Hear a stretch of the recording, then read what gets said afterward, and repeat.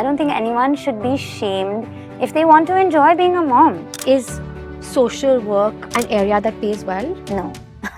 It really doesn't. No, it doesn't. We have to give full credit to our families and all the people around us, because none of this would have been possible if they weren't supportive and if they didn't believe in it as much as we did. Can you actually tell us about ConnectFor and what it does? To connect people who wanted to volunteer with non-profits that needed it, you're either winning or you're learning. Our parents take great pride, our husbands take great pride now in saying that, yeah, this is what my wife does, and I think they sort of advertise us better than we ever Yeah, would. for sure. I know both of you have small babies. Is a way for me to sort of leave behind almost a legacy for my children. How do you keep yourself motivated with purpose? I take a lot of pride in telling my kids that, like, mama has to go to office, you go to school, we're all doing things to make ourselves better. What's been your biggest win? I think surviving. We cater to 1 lakh volunteers. We work with over 1,000 non-profits in India. What's one societal issue in India that you think is deeply broken? These two women identified their purpose, philanthropy, giving back, and making a real social change, and they stuck with it. Shloka Ambani and Maniti Shah, co-founders of a non-profit, ConnectFor, on how they saved NGOs in India over 21 crores through their work. Let's dive into their story. Welcome to the Masoom Minawala show, and thank you so much for being here. So excited to have this conversation, and congratulations on ConnectFor completing 10 years. Thank you for Thank having you for us. having We're us. really excited to be here too. What's one societal issue in India that you think is deeply broken?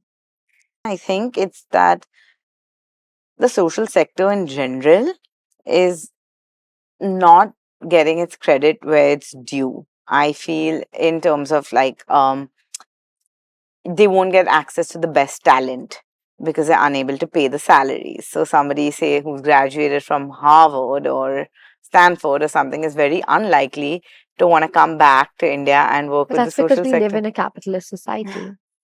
So I think So that's the that's a the answer. I constraint. think. So, I mean, the Yeah. people are doing phenomenal work at the grassroots level. Like you have, I think just also the way the social sector is structured. I think that's where we came in to kind of try to break that a little bit. Is that it's very funding driven, right?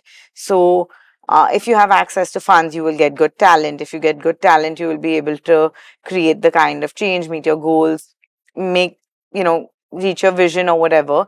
But I think if you don't have access to the talent, then you won't be able to make good fundraising pitches, so you won't get the money. Yes. So I think it's it's a all vicious kind of a cycle, vicious right? cycle, I mean, yeah. honestly, going off the back of that, like in terms of a societal challenge, I think a lot of times decisions that are taken, policies that are framed, that are made, are not actually made in consultation with the people who are working at the grassroots level.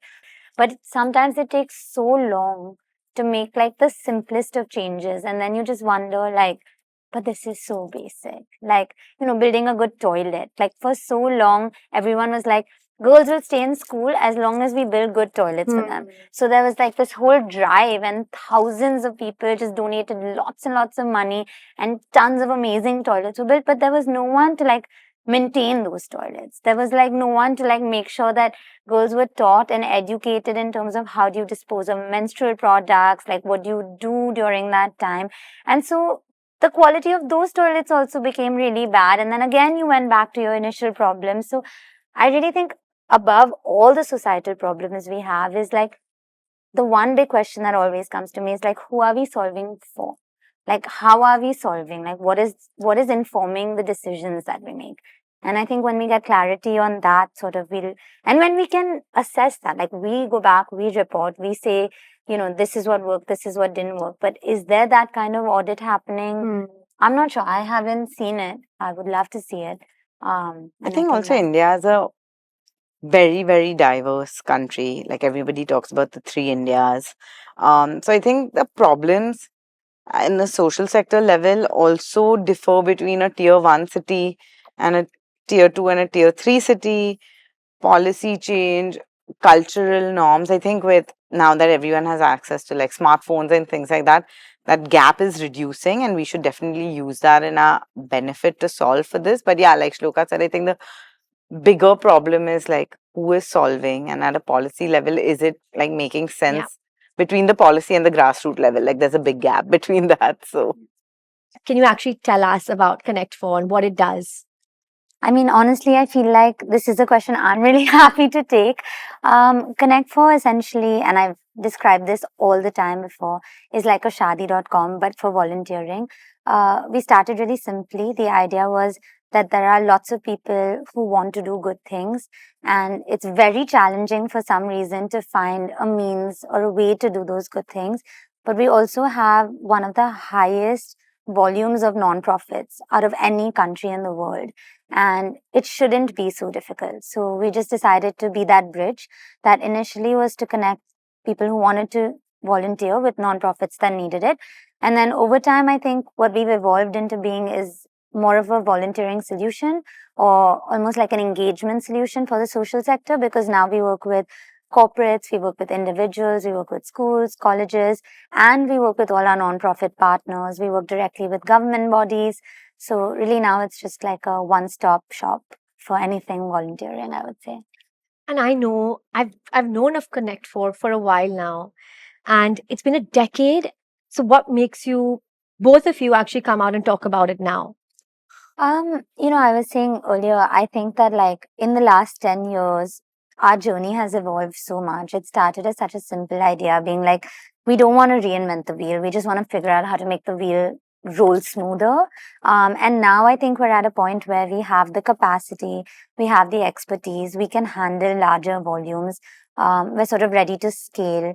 We've been doing projects across the board, and it's honestly really nice because we can now tailor make almost any kind of volunteering engagement for any kind of stakeholder. We've had people who've, celebrated birthdays or anniversaries by painting schools or refurbing schools. We've had corporates who have done like multi-city engagements.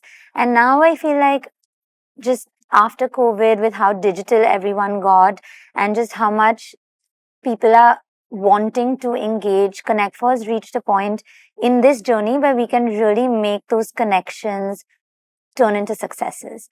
And I think that like this is the right time, both in India, with all that's happening, with the number of homegrown like nonprofits that we have, with the kind of youth population that we have, with just the desire to give back that's coming up. And, more and more people are vocal about it right now.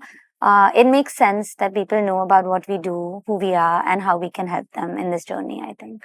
And can we talk some numbers? What kind of success has the platform seen? absolutely. So we've catered to 1 lakh, almost 1 lakh volunteers. We work with over 1,000 nonprofits in India, which is just a drop in the ocean, but I think it's still a large milestone. We work pan India. We have saved NGOs over 21 crore rupees just through volunteering with them. We have clocked 4,18,000 hours worth of volunteering. So we work with over 120 corporates across India and about 150 student groups and colleges, and Rotracks and Rotaries across India as well. Amazing, and congratulations thank you. again. That's astounding. Thank you. So in a world that is running on adrenaline that looks like ROI and business and profit, how do you keep yourself motivated with purpose? We actually have similar metrics. We also consider an ROI, and Maniti mentioned the amount of money that we've saved for nonprofits. We measure return on investment as well, but we look at it more as an investment of time. So for every hour of volunteering, how much are you getting? How much are you saving? Would you have made a larger contribution if you could give a certain amount of your, say, salary towards it, or just by giving 2 hours a week, is that enough? So I think in that sense, it's been really nice because we try and keep all our impact very professionally measured. We have like audits that we conduct, and we check in with consultants being like, is this the right way? Are we doing it with the right like rates? Is this how it compares to industry standard and things like that? And honestly, for us, I think when you work in the social sector, you meet so many people who are so passionate. Like, I would say about 95% of the NGO founders that we've met in our time at ConnectFor have all been driven just by passion. Like, no one starts an NGO thinking, I'm going to be so profitable, this is going to do so well for me, right? It's always like, I really want to solve this. And then when you see that drive and you see that they're like going to the remotest place, they're working with the most marginalized communities, and even if they're doing it for like a group of 10 to begin with, but the ambitions are to reach like thousands or millions of people, if you can contribute to that journey, even 2%, it's such a gratifying feeling. And I think for us, every day we get to live that with a new nonprofit. Every day that we take on a new project or we meet somebody new, it's reliving that initial drive and that initial ambition of like meeting so many needs. And yeah, it's easy. It's actually very easy to stay motivated in this space, I would say. Yeah, I think I mean, as a entrepreneur yourself, you'd know, like, I think ROI and money is, it'll take you a certain way, but you have to have passion or purpose towards whatever you do. And I think we're lucky or fortunate enough that we get to see it every day. I think for us, the stories of change that we see, the impact that we're creating is far more motivating and gratifying than the numbers. Though, like Shloka mentioned, we do have metrics in place. We actually, I'm the person who's really obsessed with numbers here. So it's but like, I was very clear that, you know, we need to see this, and at the end of the year, are we meeting this? And like in March, I will be the most busy. You know, I'll be like, okay, did we meet this goal, and have we hit these numbers? That's just part of the story. But when I also really reflect on the last 10 years, I think it's really the stories of change that we were able to be a part of that really drive us to do what we do. I think that's what it is. Do you have a North Star with ConnectFor? You know, we keep discussing this, but I feel like it's a North Star that keeps changing. Like initially we were like, we want to be like a one-stop volunteering solution. We want to make sure that everyone in Bombay is able to find a way. And then opportunities arose like across India. So we were like, okay, we're going to become India's volunteering solution. And we were really focusing on that for a while. Over time, we realized that there's such an opportunity with corporate engagement, and all of these things have just fallen into our laps. I would say it's been almost serendipitous for us, being like, oh, now we're working with Amazon, we're working with, you know, just unbelievable companies that we never thought we would reach. And so we keep changing our own North Star. I think now recently we've been like, we're doing really well with this volunteering thing. Let's start adopting school projects. So we started a school adoption project, which we call Art Shala, which initially started with getting groups of people in to sort of paint schools so that, you know, when kids walk in, they feel cheerful about where they are. I mean, it's really sad what the condition of a lot of schools in our country are, but it's amazing to see that even the local civic bodies are so happy to partner with us to make this possible.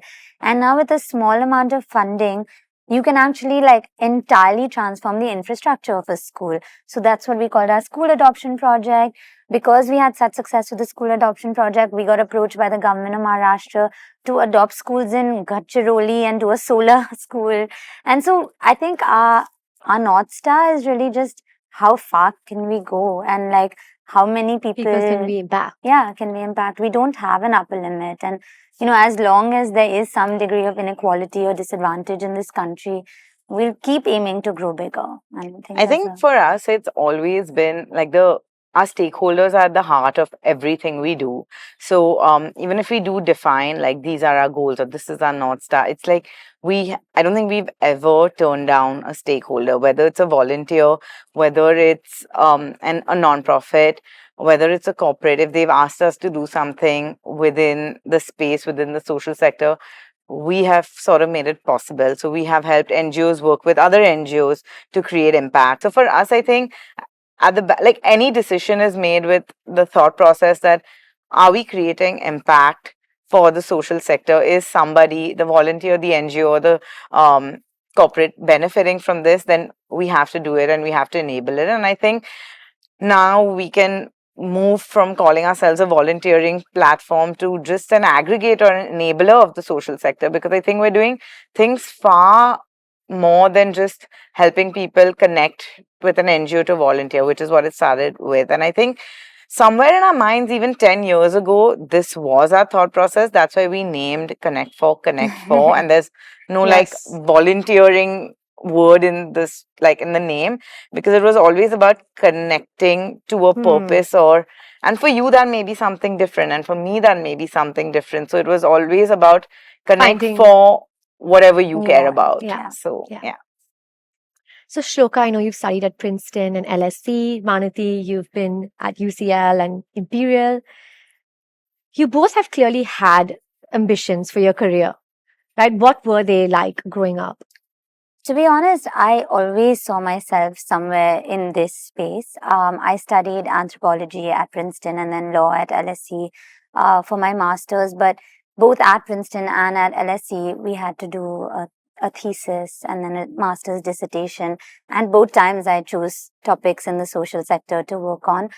In particular, I've been passionate for a long time about education and just, the Right to Education Act. So when I moved back to Bombay, in like 2014, I immediately started working in this space. Like I did a bunch of internships which were all across the board to like test things out. But I think one of the most profound things that I did was I taught in a private preschool for a summer, and then I taught in a Teach for India school the next summer. And then just the stark disparity in terms of opportunity, like Hmm. really got to me. So I was very clear very early on that I would be in this space. So yeah, my ambition has always been to be here. I started off being like a donor or a grant maker for the Rosie Blue Foundation, which is a role I still continue to enjoy. But while I was doing that, for me, the challenge was there were so many incredible nonprofits. And with CSR, you're always limited by the fund, right? Like I only have so much that I can spend. And so it really like bothered me that we couldn't do more. And so that's sort of where the idea of ConnectFor was seeded. We've known each other our whole lives. And I couldn't have picked a better person Mm. to, do this journey with, who had a shared vision and all of that sort of stuff. Yeah, I think my journey is very different to Shloka's. I never saw myself in this space. I was hardcore science student in school. I loved my sciences. I studied biomedical science at UCL. Also did a bunch of internships in the healthcare field. Was pretty happy and passionate about it. I then continued to work at, my first job was actually at a healthcare consulting company. So I was like making PowerPoint presentations and crunching numbers till like 3 Yeah. a.m. And then Yeah. like I think at some point I just was really tired. Like just 1 year into that, I was like really tired, and I'm like, okay, even if I get promoted or I do the next, like the I go up the ladder, I am not feeling fulfilled. Hmm. That's when I reached out to Shloka, not to start anything, but I was like, hey, I need to find some meaning in what I do. That's when she like threw the idea of ConnectFor at me, and I was like, cool, you know what? Like let's build this, and I'm ready to like quit consulting. I do not know how we've reached 10 years, and like the Wow. first day when we went to office and we had a blank whiteboard and we put down like what we wanted is so clear in my head. Like I know exactly where I'd written what on that whiteboard, and I think I never looked back. I think the idea of building something Hmm. new is really exciting for me. So I could see the impact of my work daily, like from, and I think just like doing everything from scratch. I think I am like that as a person. Like I like to be part of the whole process. So I think when I built ConnectFor, I was, there from like creating the first Google form, which was sent to volunteers, like thinking of the questions, and Oh my to like God. now. Yeah. So I think for me, it's like, okay, I've built this and this has every piece of my thoughts and Shloka's thoughts in this. So now I like this and this is what I enjoy. So I think for me, ambition is more about like building new things. Hmm. So, and I don't think we're done with ConnectFor yet. No, So not there's even lots to build. close. So I think we have a So good when you wrote growth. on that whiteboard, has a lot of that come to life? Honestly, it's really interesting because Manati and I started out really scrappy. Like, I was like, Manati, you have to read this book. It's called MVP. I mean, The it lean was The Lean startup. Startup. And in it, it had the whole like conversation about a minimum viable product. And also, when we started out, like on that whiteboard, initially, it was literally that, like, find 50 people find 10 NGOs and like make connections. That was the Your beginning. goal. And then like the nexus of like, how will we find them? What area should we go to? How will we reach them? And like breaking down that process. And, I think what was amazing for us is, look, we're very honest about our own backgrounds. We've come from a great degree of privilege ourselves. It's not like we knew what we were signing up for. But when we started like that, we visited every single nonprofit that we onboarded. So we literally went everywhere from Devnar to like Chowpatty to like Shivji Nagar and Govandi, and I think it was so eye-opening for us at the time that every time we came back and added a note to our whiteboard, being like, this is what we're going to do next, and this is what we're going to do next. But a lot of it came true. I think more, I don't even think we knew what we were stumbling upon at that point in time. Like, I fully agree. I think when we started, because like for me at least, it was like, okay, 6 months, get this website up and running, and there'll be like this fully automated process where like, Of course not. where like, somebody will sign up, and then Yeah. there'll be an automated email that will go to. And then came the 100 WhatsApp. Yeah. And like, I think even WhatsApp was evolving at that time, to be Even honest. that It was was. like 10 years ago. And I mean, it was just, I think the personalized visits, like Shloka said, when we went, I think we visited 100 NGOs in 20 days in November of 2014, and we launched on December Wow. 5th. yeah. Um, I think we were so personally invested. Okay, like this nonprofit really needs a website. So, what did you went to the nonprofit and I mean, we you would did what? call them up and we'd just be like, hi, like, we're two girls. We really want to start this. We think there's like a, lot of potential. And at that point, even getting a meeting with the right person was challenging. So we did it. We did like many calls. I think out of like 150, 200 calls, maybe 100 would convert. And then we'd like make calendars with maps because, like I said, we'd never gone to these parts of Bombay before. And we did use like Google Maps and be like, okay, we can finish these 4 all in one day. We went to TIS to see what it was like over there, what the students were thinking. And once we got there, we had like a very simple like A4 sheet being like, this is the service we provide. This is what we need you to provide. Like, please sign and then we'll onboard you as a nonprofit. And everyone we met was like pretty skeptical. Especially the bigger nonprofits, because they were like, oh, we have our own platforms, like people can volunteer through our websites. And we were like, yeah, but the pipeline is too long. Like somebody will fill out a form on your website. By the time you get around to like sifting through all of it, it's too late. That person's already, lost like interest? You said, lost interest, And so it was the smaller ones initially that were really excited to work with us. And I remember, one of the first NGOs we signed worked with, like the children of sex workers, and we were so excited when they came on board, and they really needed like 10 or 15 different volunteers for everything from helping with their website to like coming and teaching classes on the weekends and things like that. And when we couldn't find a volunteer, I was like, I'll volunteer. I'm going to go and teach them creative writing, because we were so excited to just convert things into a success. Yeah. And yeah, I think once we got one and we could talk about that one to the next one, everyone started coming on board. And for us, it's always been that, look, you have nothing to lose. We don't make the nonprofits pay. They don't like lose anything by signing up with us. So I think they all recognize that best case, they'll get loads of things that help them. Worst case, they're just part of a website that they never hear from. And so far, fortunately, at least from the feedback we've received, it's mostly been best case for all our partners. And we got a lot of word of mouth referral, which helped a lot. Like, because the social sector is quite connected. So then one NGO would tell us, hey, like, I know somebody here, go and meet them. And like I said, like, once we started meeting the right people, things happened really quickly. So, But how do you keep your team motivated, right? Is social work an area that pays well? No, it really doesn't. No, it doesn't. So how do you, because it's quite tricky to. No, it is very tricky. I think what we've sort of come down to is two things. One is that we really look at people's intention more than their qualification. We look at how earnestly and sincerely they're willing to work. A lot of people start out as interns with us and then sort of convert into longer roles just because they have that drive. honestly, to work in the sector, you do have to be largely intrinsically motivated, and you do have to be inspired by the stories of change that you see around you.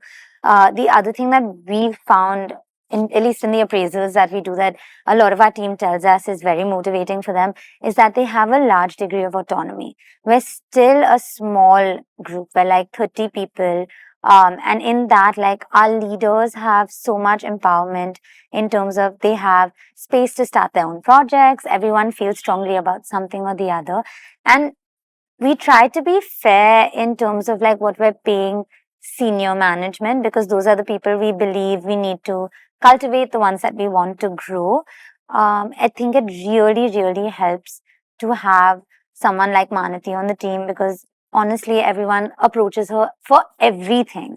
And she's like so available, so accessible, and so logical that it's easy to find like a way forward. And I think that that really, really has sort of, we stopped sweating the small things. We were like, if there's three people who are leaving, that's okay. We'll find three people to replace them with equally quickly. The turnaround's quick.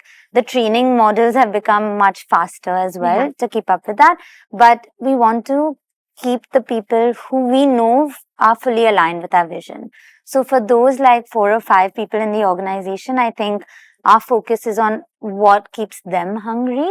And so if they say like, look, we really feel strongly, we want to grow in this direction, we're like, grow. Like, we have no problem. It's like, we discussed earlier, the model of ConnectFor has so much potential. There's no straight path to get to a single location. So, yeah.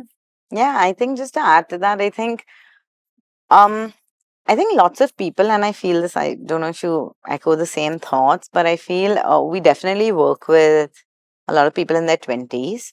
I feel the younger, like people who are like 10 years younger than us, or so, they come with a very different energy than we did when we were like 20. Absolutely. I think they're definitely looking for something more than just like your end of the month take home. Like, they want a purpose. They are looking for fulfillment. They are looking for fulfillment. They're looking for, like Shloka said, autonomy, where they can run their own projects. They just don't want to be part of like a system. So I think if you give them that like freedom and flexibility, encouragement, I That's think why Gen Z, right? They don't want bosses because they want to be their own boss. Yeah. Which is, so I guess if you can play that card, it works out. So I think that's kind of worked for us, and I think that's how we are as people. Like, we've always kept it a very open floor, like limited hierarchy at the team. Come in, talk to us, like door open, chat with us about whatever you want, kind of a thing. So I think that also favors us. So I think it's also like we've had our journey in terms of building a team also. It is a job that requires high compassion and empathy. Yeah. But all jobs require high compassion and empathy. I feel like it's impossible to run anything. No, I think you can. I disagree, because I think there's so many jobs that you can run without compassion. I don't know how successful you'll be or how far you'll go, but the one you do is, I think that's the very foundation of it. Because if you don't feel compassionate towards that cause or purpose, you won't pass on that feeling to your team member, who then won't pass it on to. But like, just as an example, I think for both of us, ConnectFor, the purpose of ConnectFor is very different. For me, it's about building something, about entrepreneurship, about, for Shloka, it's about making a mark in the social sector, changing the volunteering landscape in India. So I think everybody will find their connect to why they want to be with us. And I think that's for any organization, I would say. Like, even maybe somebody on your team probably wants to like learn about something or is passionate about something, but that's their purpose or their drive. So, and it's interesting because a lot of people come to work at ConnectFor from like corporate backgrounds, because we were trying to build something really professional. We were not looking to build our own NGO as such. We didn't want to repeat the same challenges that we'd seen on the ground.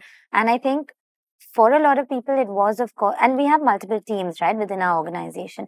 So we have a data team who doesn't even interact with the people on the ground. So I think for them, it's lovely to see the impact that ConnectFor is making, but perhaps their motivation is not really about like compassionate endeavor. So I think in every organization, there will be a group of people who feel strongly about maybe what the vision of the company is. There will be people who love the work that they're doing.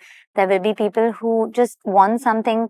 We had somebody who had drawn on a map a radius of 10 kilometers with a compass and said, I don't mind what I'm doing as long as I only have to travel this far from work. And it's just about fitting these pieces in and making something holistic. I don't think you can have only one type of person. Is there a misconception that philanthropy is not a space for women, especially females alone, going out there, going on ground and doing social work that could sometimes be unsafe? Honestly, I think any work that you do as a woman will come with its risks. Anything that involves you being at a certain place at a certain time, I mean, we've seen it every day, right? Like harassment anywhere is possible. I think philanthropy got a bad name in the beginning because some of the areas were so remote and people didn't know what to expect.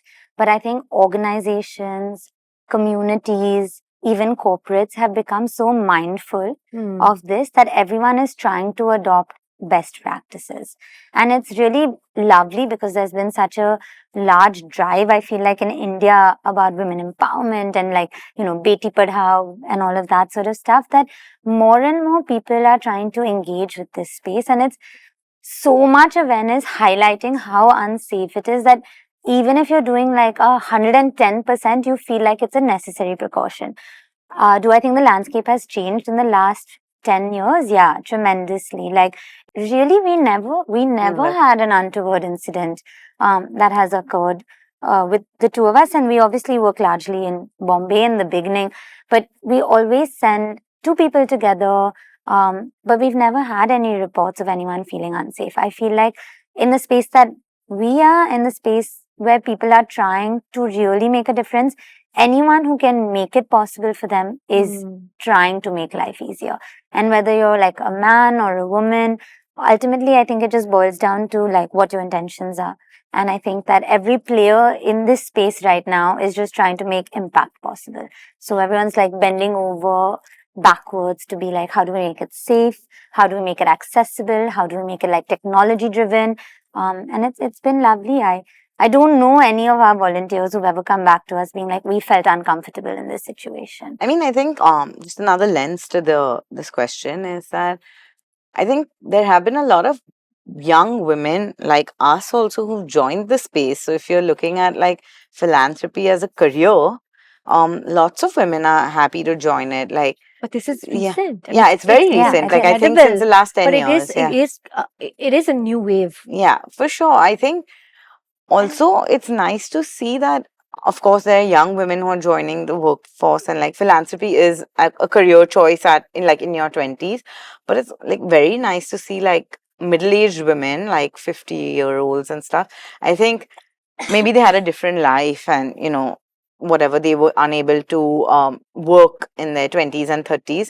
Now when their kids are grown up and in their 40s and 50s, I think maybe they don't need to make money, and that's not what's driving them. But I think volunteering and philanthropy is a great way for them to feel fulfilled and occupied. So even they are making their way back into the workforce through this. So I think it's not something that's like good career option for women, or at least many women are choosing it today. And honestly, now I think technology has been such a game changer because people feel so much safer with like tracking phones. Like it's not, we very rarely now get asked questions about safety. Like, is it okay for me to go? Will I be safe over here? And it's really, like you said, it's been a very recent but very wonderful sort of development in the space, I think. And what have both your journeys been with working on such a mammoth project along with motherhood? I know both of you have small babies. I mean, we were discussing this earlier today, and I think again for both of us, it's meant very different things. Like for me, I was telling Maniti that being involved in something like ConnectFor is a way for me to sort of leave behind almost a legacy for my children. Not that like, look, I need you to work in the social space. This is what you need to do, but more that it doesn't matter how niche something feels. Like if you feel strongly about it, you will make opportunities happen. And I think that just because of that sort of driving force, you feel still so invested. It's really just about like what kind of message are you leaving behind. And I take a lot of pride in telling my kids that like mama has to go to office, you go to school, we're all doing things to make ourselves better, and this is what we're sort of doing it for. Like you need to be aware of the world around you. You need to think like what piece, what position, what can I do for it? You might be incredible at something like really basic. Maybe you'll be the best storyteller there is, but like you should pursue that. It doesn't mean that it's not worth your time or something like that. So I think for me, it's like really sort of doubled my resolve in the sense that like you're creating something that someone you know, who you're fully invested in is going to be influenced by. And I think that's the best legacy that you can leave behind for your kids, which is like, I was so passionate about something. I really followed what I wanted to do. And I want you to do the same thing. And that's the dream I have for, you know, my kids, my nieces, nephews. Like, we have so many children around us. And I think all the time that they need to know that all careers are okay. It's amazing to be in a corporate job. It's amazing to make lots of money. And it's also okay to do something that may take a while, may seem like a slow start, but you just have to go every day and believe that you're building something of value. So, yeah, that's really been it for me, I think. No, that's beautiful, for sure. What about you, Maniti? Like I thought I'd be this person who'd be like back at office 3 months postpartum. And I think for me to like, I took my time. It took me about a year to like even sort of understand what I want, where I want. Like I really wanted to go back to work, but like every time I went back to work, I'd feel like, okay, I need to be home, and like, has he done this and has he done that, and you know, all of that. I still go through that every single day. Like even right now, I'm like, oh my God, has he slept? It's like my mind is always like, it's really, I never thought I'd be that person who'd be like constantly thinking about somebody else. But I think it's very, very important for him to know that, you know, Papa goes to work and Mama goes to work. And I mean, it's really funny because even at 2, I think he knows that, like, if you say I've gone to office, he'll be okay. Like, I don't know where that came from. Maybe he saw like my husband leaving for work every day. So now even if I'm not around and then Mama's gone to office, he's okay with it. So I think that's something nice for him I to do think they learn. kind of come to Yeah. terms with it, and Yeah. they've like subconsciously accepted it because the dads have, in most cases, gone back immediately. Yeah. But then they keep hearing it, even if Yeah. you're not directing it to them. I think that some way, like, But Yeah. also, there's a lot of research to indicate that in terms of role modeling, right, for like young girls or even young boys, having a mother who works or is engaged with some kind of occupation is actually very advantageous for them later on, in terms of them feeling a sense of pride, in terms of them accepting that from future partners or like having the same expectations and things like that. It's a really, I think, good step in terms of normalizing this whole thing. Like, I feel like now I'm a little bit done with this conversation of like, oh, like, does a woman work and all. Like, we have to, whether you're a homemaker, whether you're like working as an entrepreneur, you're working a corporate job, ultimately it's work. You're putting your heart and soul into something, and just because it's not defined by the hours that you put in, you can't take away from the effort. I mean, the important conversation is that today, when leaders like both of you, right, are open about the flexibility, you're open about there being room for conversation and discussion, that's when it really trickles down, right? First to your team, but then also like largely to tier 2, tier 3, where this is not a conversation that's had enough. It's actually not normalized at all, because there it's still so many that are really struggling with just something as simple as you're going to slow down after having kids, which will be very normal for like tier 1 kind of, girls like us that have had access to great education and opportunity as well. But it's amazing to kind of, when leaders like you will mirror that, is when it's going to be able to trickle But you'll down. be interested, Masoom, at least in what we see, is that most of our NGOs that are working in even tier 2 and tier 3 cities are coming up with like vocational occupations for married women or women who have children, and it really becomes like a community project. Like we've seen so many times that like running sort of like a water filter system is like the women's responsibility, and no one thinks it's like odd or awkward or like they shouldn't do it, or like teaching has for so long been like a female profession for most people. And like, sure, if you're teaching at home and you're just teaching your kids, and meanwhile it may not be recognized as a profession, but now more and more people, I feel like, whether it's about going back to embroidery, where like vocational training push has been so great in India for the last 5-6 years. And so many organizations have done such fantastic work, even through aggregators like Dasra and all, that this idea of like women won't be employed after having children, I feel like it's even reduced in tier 2 and tier 3 cities. And I'm really happy to see that. Like, I feel almost like I feel hypocritical to go out and say that, like, we feel like, yeah, women in the smaller towns don't really get an opportunity. We did a project right now with a company in Australia to work with a community of people in like the remotest parts of Gujarat. And like the number one vocation that people were interested in over there was hairdressing and makeup, because there was like there's such a demand for it. So the girls there wanted to learn just how to like do a good blow dry and do it. But they were so driven, and they were like, then we'll go to like the slightly larger towns and we can make it work. But even every like small town was invested in this like, self-care and like beauty as an industry, and it was Of amazing course, but for that's us. where you come in, right? They can have that hope and they can have the desire. Yeah. But for them to actually fill in the blank and get that training to go to step 2 is where an organization think and a it- thought like this needs to come in. Today, if you're not that open minded and you feel like there's other sectors that require, say, more than women do, that impact won't kind of bubble up.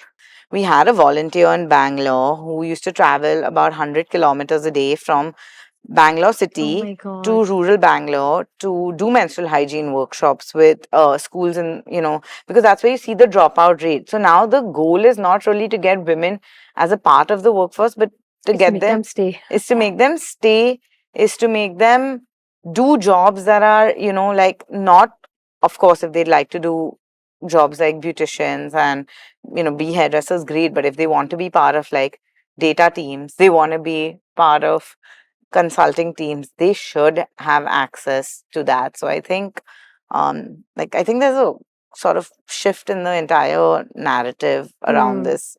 So we have worked on a bunch of things, and like Shloka said, there's the very important project that we worked on was the one with a company in Australia where they want to target 100,000 women in 5 years. To train them. To impact 100,000 women. Yeah. Like you can Across impact board. them however, through whatever interventions in rural India. So, And honestly, I always say to Manati also that, like, for me, ambition doesn't need to be loud. It just needs to be audacious. And I think that, like, that's what our women have. And for a long time, the things holding us back was just safety, right? What was the reason that you didn't have so many women working a variety of jobs? It was because they were worried. Like, families were worried. They were anxious about what their girls would see, learn, how they would come home. Like, when you're changing that dialogue, when you're looking at ways to improve the way women are treated, automatically all outcomes for women will improve. And I think as long as you encourage quiet, any kind of ambition really, whether it's quiet, loud, audacious, like hesitating, as long as they find a way forward, there's really no holding women back. Like, yeah. Of course. But how do you solve for women that have children?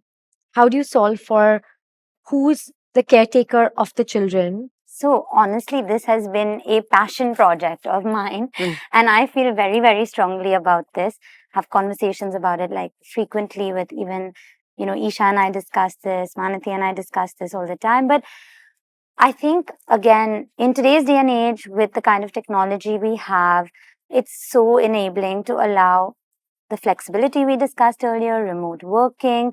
We are so blessed in India to live in joint families for a large part. And I think grandparents want more time with their kids, or like family members want more time. Activating that. It's really about the village, right? Like, I think even now, when we have friends who are working longer hours, it's not tough to call someone up and be like, hey, like, can my kid come over and play for like 2 hours, I have to do this thing. And everyone sort of leans on each other. So, in terms of how do you solve for women who have children, I think there's multiple things that you look at. One is like, what does that woman want to do? Because I don't think anyone should be shamed if they want to enjoy being a mom. Like, it's Of fine course, to like take that absolutely. time as well. Really feel like I've given this my all, and you And never it's the stop. yeah, and it's also it's the most important job in It the is. world. And I like, don't think anything yeah, nothing comes close to compares. You're that. also essentially creating something that you're leaving behind in the world. You want to do a really good job Yeah. at what at who you raised, essentially. So there's one like that piece, which I feel like nobody should be shamed for being a mom. The second piece, which I found really lovely to see, is that so many companies are offering to pay for childcare. It's really nice. We have different like women who come into work and they say that like, okay, like if we want to enroll over here, like we're going to cover the cost. So just invoice my company, don't invoice me. And that's been really nice to see. We've seen different creche models, even in non-profits. They had, one really famous non-profit is called Mumbai Mobile Creches. And it's a non-profit, Tata funded non-profit, and they used to just go to construction sites and start creches so that even women who were in the workforce could leave Wow. their kids would be like That's educated, taught, incredible. and women would do their daily work and come back, pick up their kids and take them home. And there are many non-profits that we see right now that offer this sort of daycare, essentially, where they educate at their centers while the parents are working, and then you come back, pick them up, Mm. especially for people who are homeless and things like that. I think the other thing that we have to allow for is remote working solutions, because there's not necessarily many things that you can achieve in person that you can't achieve over a phone call or over an email or over, I mean, this, you work from Dubai and you're like interviewing us here in Bombay. There's some things that make it worth it to fly down for, but you do that like for 2 days, and then the other 5 days you can avail of this remote working arrangement. And I think, again, like, we're not in that day and age anymore where you're like trying to keep like an hourly sheet saying I've clocked 2 hours, I've clocked 4 hours. We're more interested in what the outcome is. And that's now possible to do even with technology. I have a friend who developed a software during COVID, which could be installed in somebody's browser, and they would just track how many hours they spent on different apps. So everyone was working from home and they were all doing this. But even in smaller towns, like where they are doing, like they're teaching basic accounting, they're teaching financial literacy and all, it's traveling to them. So I feel like if you can find someone, you can do it. There are women who do it when their kids are napping, when their kids are asleep in the night. They do it through like phones and apps. So as long as there's a will, there really is a way. And India, more than any other country in the world, I feel really allows for that village to help you look after your kids. I think the village for everybody is different. Different. For us, it may be like if you live in joint families and live in India, it may be a family. But I've seen like, even with our house help and things like that, like my son's caretaker, like sometimes I wonder how does her family manage. And Yes. they also have people like there is a community, and I Yeah. think community is so important to everything that we do. And There are a couple of really cool startups also, like Jobs for Her and stuff, whom we have worked with in the past as well, where their whole goal is to help women who have taken a brief sabbatical find a role that fits what they're looking for. And so for us, I feel like we meet women like that every day who either want to do it temporarily, who want to do it for some time to see if they're okay Mm. with it. And it really helps them get the confidence to sort of go back and enter the workforce again. What's been your biggest win with ConnectFor? I think surviving. Honestly, like I Oh, I think, love that. yeah, I think our biggest win is we started at like 22, 23, not married, not mothers, not sure of anything except that we wanted to build something. And then finding every day that we had the potential to grow more and doing it like despite all the other challenges. And really, to be honest, like we have to give full credit to our families and all the people around us, because none of this would have been possible if they weren't supportive and if they didn't believe in it as much as we did. But like, our parents take great pride, our husbands take great pride now in saying that, yeah, this is what my wife does. And I think they sort of advertise us better than we ever Yeah, for would. sure. So They yeah, always do, though. it's Yeah. it's really, really lovely to see. And yeah, for me, just believing that we can do more has been such a win. Like, I don't feel like our work is done. I'm excited to do more. I think for me, the biggest one is building the ConnectFor team. I think to find people with that shared vision, to really put in the hours. I think maybe the first 5 years we were like all in, and we still are. But I think in terms of time, as you know, we also ended up getting married like 3 weeks apart from each other. Oh, wow. We also had children 2 months or apart 2 months from apart from each other. I mean, these things just happen. So it's not like if one of us was there, the other wasn't. We have been away at the same time through this journey. And it's not, I don't think there's been a single day in the last 10 years that ConnectFor has been like off or shut shop, or like there's never been that period. So I think, yeah. and I think Shloka kept telling me, like, I was really stressed when you were getting married at the same time. I was like, how will this work? And, we have commitments and things like that. And she was like, we just need to find the right people. And I'm like, yeah, but that's really hard. Like, So much easier said than done. Yeah. But I really genuinely believe that you have to build for something larger than yourself. Like, Yeah. no one is indispensable, right? Like, tomorrow, no matter what happens, like, the idea of ConnectFor should continue to persist. Whether or not, like, and that's true for anyone who's trying to build anything. I think the sign of a good leader is someone who builds something that doesn't necessarily need them as much. Like, you'll always be captain, you'll always help with the vision, you'll always guide something. But people should feel equally invested. They should all be driving towards the same goal. And ultimately, they should, I really believe, be able to build and grow with or without you.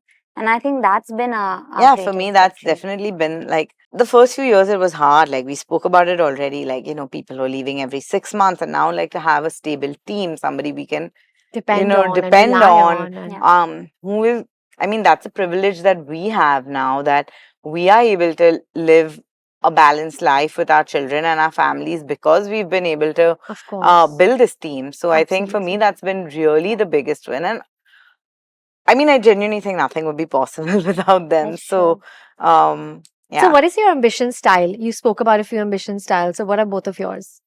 Like I said, I really believe that ambition doesn't need to be loud. It should just be audacious. And is yours audacious? I think so. I feel like my work is never done. I feel like every day when I go home from whatever I've been doing, I'm still thinking about like, like this could have happened like this, or down the line, I feel like this can happen and we can do this. And I feel like personally, I'm the more risk-taking one between the two of us. For sure. And I think that like, I really, really believe that opportunities come to you as gifts. And like, there's no reason, if we feel like we can even learn something, like, I think it's a really nice line that you're either winning or you're learning. Like, I don't think that there's any losing, especially not over here. And I think that if we take all the chances that we get, we're going to grow something. And it's still going to be better than what it was before. And so for me, I feel like there is, no finish line. There's no like end size that ConnectFor can grow to. Maniti spoke a little bit earlier about how we came upon the name ConnectFor. And it's actually really funny because when we had developed our first website, we had like a little logo, and the end of ConnectFor was a highlighter mark. And that word in the highlighter mark kept changing. It would be like ConnectFor happiness, ConnectFor love, ConnectFor like change, purpose, ConnectFor change, ConnectFor whatever. And I think that honestly believe that we couldn't have then also prophesized that we were so right in this name, because ultimately ConnectFor can be anything. And it's really, really up to us where we take it. And I think we have no intention of stopping. We're very happy to keep growing. And there's a whole like country, there's a whole world where people will need us. And so we will take every opportunity we get, and we'll keep doing what we do. Yeah, I think for me, it's, I think we already spoke about this, but is really helping drive change as somebody who has access to all three stakeholders within the social sector. The three stakeholders also speak a very different No, but what's your language. ambition style? Um, Right? Like, or a leadership style? She's pragmatic. yeah, I think this is better she answers for me. Well, that's signs of a great partnership, right? When you can fill in for each other. No, I don't honestly, think about this stuff often. I think like I'm just I like credit Manati all the time because yes, it's easy to dream, but you need someone to do yeah, I also. think I'm the doer for sure. And Like if she's the dreamer and I'm the doer. You Like execute. yeah, the like vision. she plans. I like She planning. plans, and we're both very organized. We're both type A personalities, but like I will plan macro and then she will break it down to the micro. So I'll be like, okay, our goal is to be pan India, and she'll be like, so that means we're going to 5 cities in year 1, we're going to 15 cities in year 2, and sort of work backwards from there. She's honestly like ConnectFor has been built on the processes that Manati has created. Yeah, I think I'm very process driven. I need outcomes.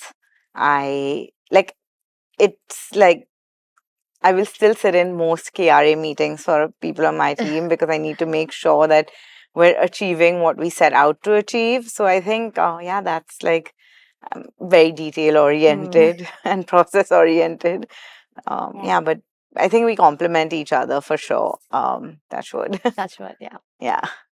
Well, this has been an amazing deep dive into your world, which is such an incredible, beautiful, change making one that you both have built. Thank you so much for your time, and I hope you enjoyed this conversation. And Thank you. Thank We you so love being much. here, and we're very hopeful to convert many of your lovely followers. yes, of So course. check out ConnectFor Sure, and 100%. find something fun to do. But yeah, thank you. Thank you. Thank you. Thank you so much for watching or listening all the way through. I'd love for you to hit that subscribe button. It helps this show reach more incredible people like you, and most importantly, get closer to our goal to build an incredible community with the Masoom Minawala show. My goals with this show are audacious, and you all are the most important part of this journey. I want to create for you. So tell me what you want to hear. What stories could change your life? I read every single comment, and your reflections honestly help us shape where this show goes next. I'll see you in the next one.